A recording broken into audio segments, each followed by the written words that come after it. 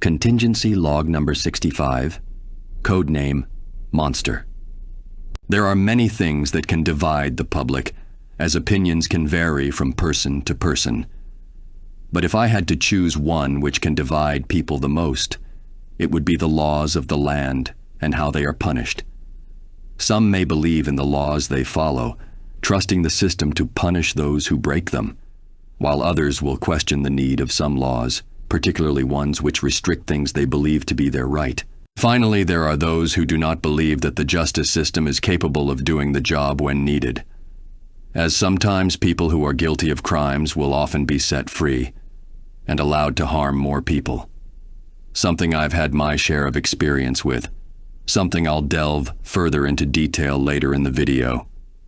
But when people aren't convinced that the justice system is enough, there will be those who decide that they must take the law into their own hands.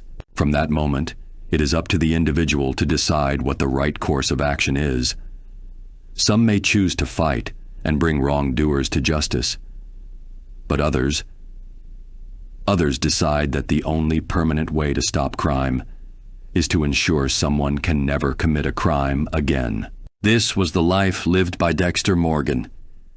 However, do not for a second believe that this was purely done as a means to cull the evils of the world. In his childhood, Dexter experienced something incredibly traumatic, the murder of his mother. It's something no child should ever experience. And yet it seems to happen more often than I'd like it to be. Even I have had the displeasure of experiencing this, but if nothing else, I thank the stars that in my case, it was quick. For a young Dexter, however, he would have to watch the slow and painful process that claimed his mother's life. This event would forever scar his mind and cause a change in him. When he was a teen, he was caught by his father committing horrific acts to animals, acts similar to what had been done to his mother. Perhaps it was his way to regain control in a situation where he was at his weakest.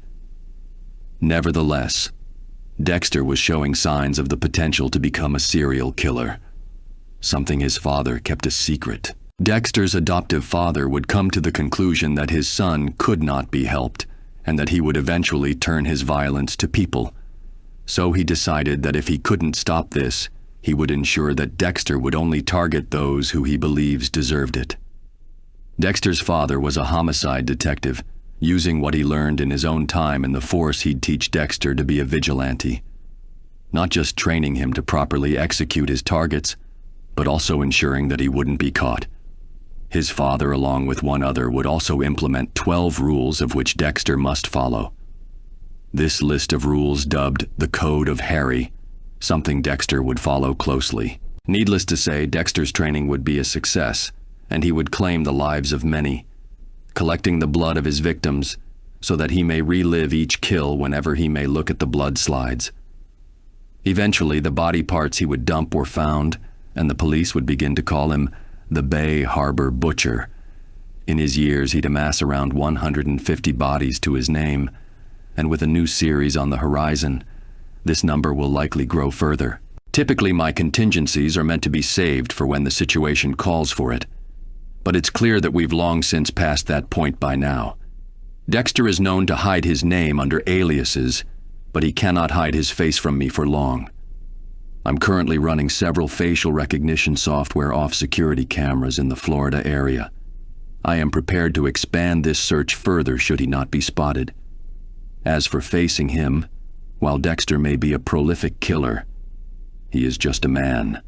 And while many would consider being confronted by a serial killer to be one of the most frightening days of their life, for me, it would be Tuesday. I know that many would question me on this, stopping a man who only targets some of the worst the world has to offer.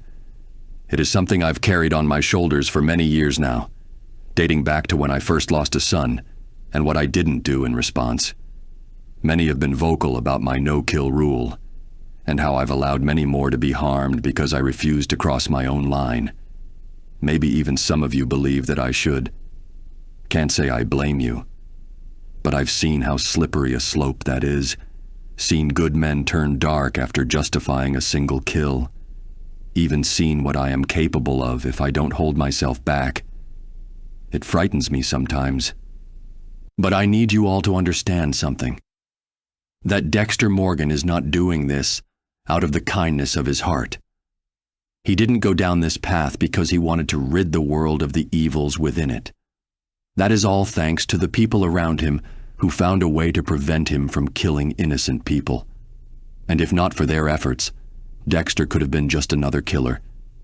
Even now, despite having the coat of Harry, he would still slip up from time to time. I don't know when, or what may be the catalyst.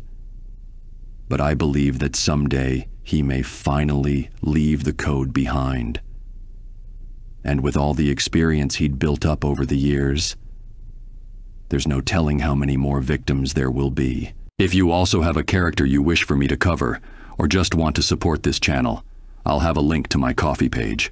There will also be a Google Doc with the list of characters who have ever been done or already commissioned by others.